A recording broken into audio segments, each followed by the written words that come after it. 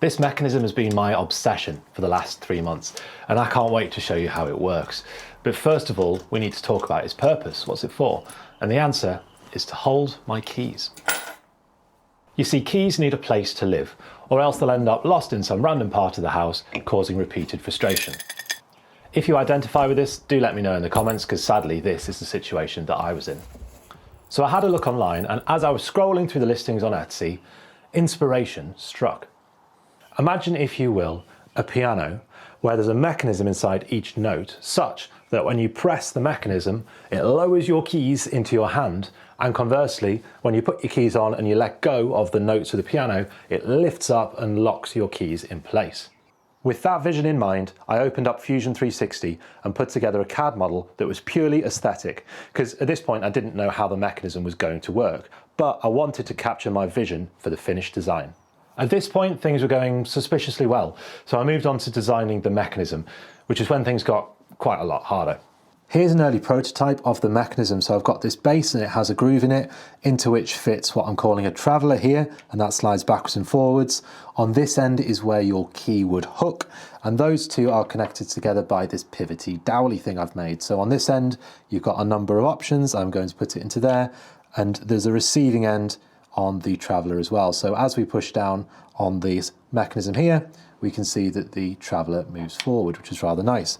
Now that's actually pushed down by this note of the piano. So as it goes on, we can see we push and out comes the traveller.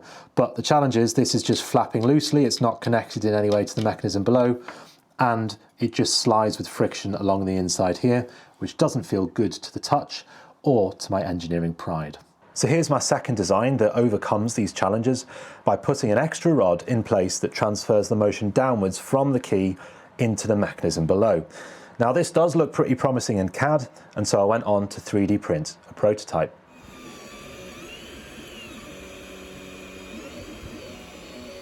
And here's what that looks like in real life. So this is functionally equivalent to what I've just shown you in CAD, but it's rejigged slightly so I could 3D print it. And there are a lot of positive improvements here. So first of all, the note of the piano is mechanically linked to the traveller, so that when one moves, the other does as well. We've got our springs in there, which are retracting and pulling the thing back, as you can see.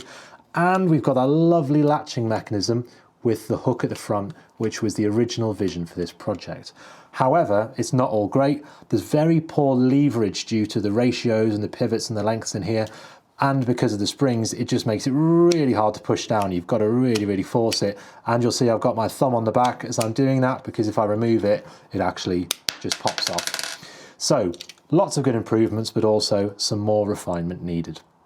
So after experimenting with several different approaches, you can now see me assembling a new mechanism which resolves many of the problems. And it also adds in something very important, because all the designs so far have had the mechanism integrated into the casing or the base itself. However, if the mechanism becomes its own standalone unit that we can make separately to the casing, it makes it way easier to design, to make, and to assemble.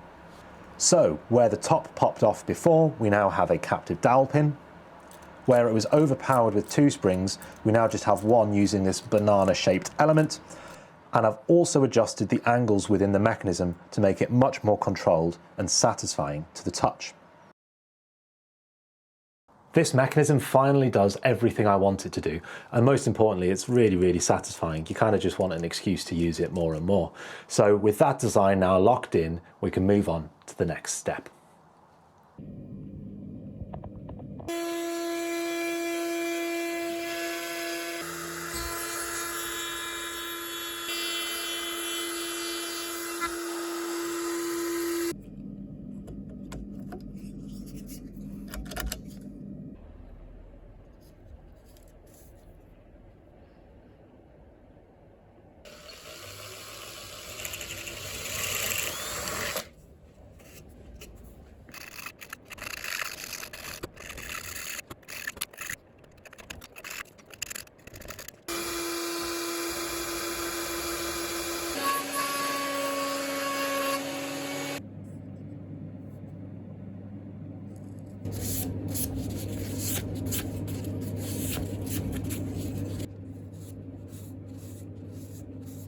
And now it's time for the final assembly. The first thing I'm going to show is how this wooden cap fits onto the mechanism itself. So this is obviously the white piano note, it's CNC machined wood, and it's got some very carefully created ledges in here, plus this lip made from 3D printing. I've just glued it on, which is not the nicest really, but it does do the job and you're not going to be able to see it. So that will just slide really well into those little ledges. It's just a friction fit, and you can see that moving on really nicely like that. Next, I want to talk about how this mechanism fits into the case itself, because we can see that it slides into that little groove there, and it's got this beautiful clearance at the front. It goes up and down. However, it's just loose to fall out, so we need something to hold it into place, which is where these little clamps come in. So we've got a 3D printed part with a hex nut, and that is going to fit, you can see these holes here, over there. And the little bit which sticks out mates into these cutouts you see on the mechanism. So we're going to have one either side, and then as this pushes through, we screw it down and it's going to be held nicely in place.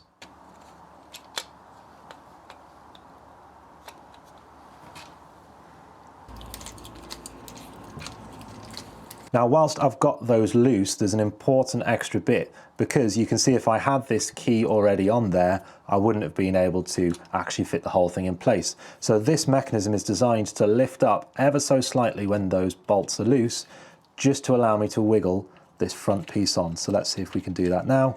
There we go, sliding on. And as I tighten that up, it's going to disappear below this lip so that it's retained exactly as we want it to be. So here is the mechanism in place, feeling very satisfying, working nicely at the back. We can see the mechanism doing its job in there. The key's got this lovely clearance, moving backwards and forwards, and that hooking motion is doing exactly what we want it to. So to complete the look, we just need to put this little cap on, and that is going to be a friction fit using these dowel pins you see here, and these rather delicate machined little holes that you can see in the wood.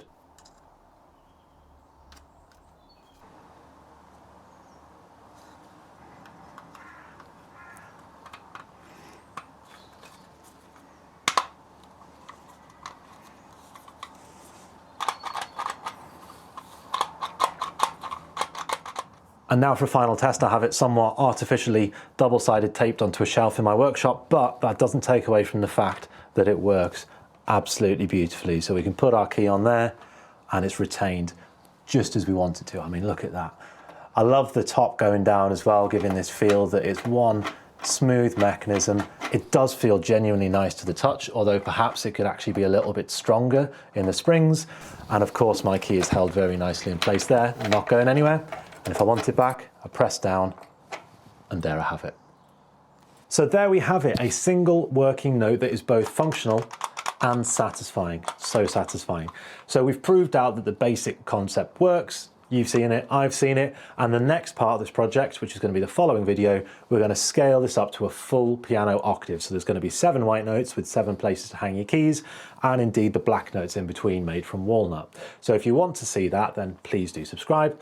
Otherwise, thank you very much for watching, and I'll catch you in the next video. Bye-bye.